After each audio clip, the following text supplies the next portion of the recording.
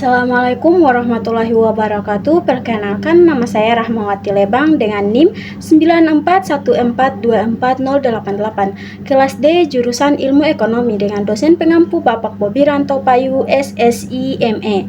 Video ini dibuat untuk memenuhi tugas ekonomi keuangan dan perbankan. Saya akan menjelaskan tentang pasar deritatif dengan studi kasus krisis keuangan global 2008.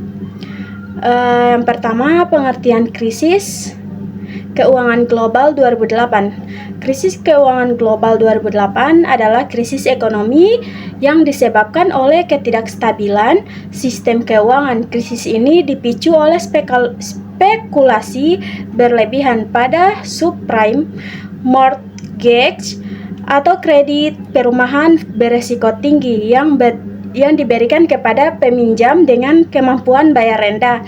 Spekulasi tersebut menciptakan gelembung harga aset atau bubble yang akhirnya pecah dan menghancurkan pasar keuangan global.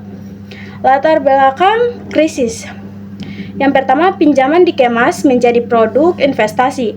Yang kedua, keyakinan bahwa harga rumah akan terus naik. Ketiga, pengawasan sistem keuangan yang lemah. Keempat, ketergantungan pada kenaikan harga aset.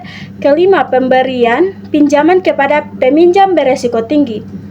Permasalahannya, yang pertama, pinjaman beresiko tinggi. Dua, pengawasan yang lemah. 3. Spekulasi berlebihan. 4. Kredit macet. Strategi perusahaan. Yang pertama, menyalurkan pinjaman perumahan dalam jumlah besar. Kedua, menggabungkan pinjaman menjadi produk investasi. Ketiga, memperluas investasi beresiko tinggi.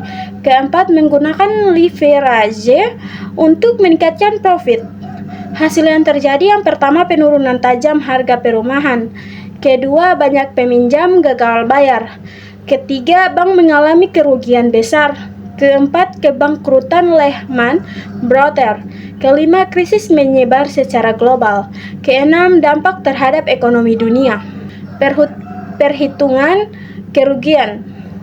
Contoh perhitungan kerugian aset yaitu yang pertama, investasi aset awal yaitu 100 miliar.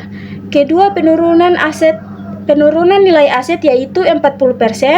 Ketiga, kerugian yaitu 100 miliar kali 40% yang sama dengan 40 miliar. Keempat, nilai aset tersisa 100 miliar kurang 40 miliar sama dengan 60 miliar. Catatan kasus ini menunjukkan kerugian besar, bukan penghematan.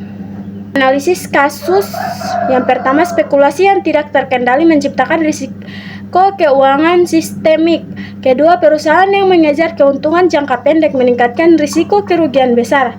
Ketiga, kurangnya pengawasan dan manajemen risiko memperburuk kondisi serta menyebabkan krisis menyebar secara global.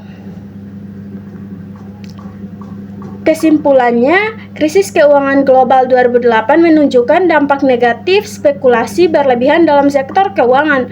Kombinasi subprime loans beresiko tinggi, derivatif yang kompleks, dan penggunaan leverage yang berlebihan merusak stabilitas pasar secara sistemik.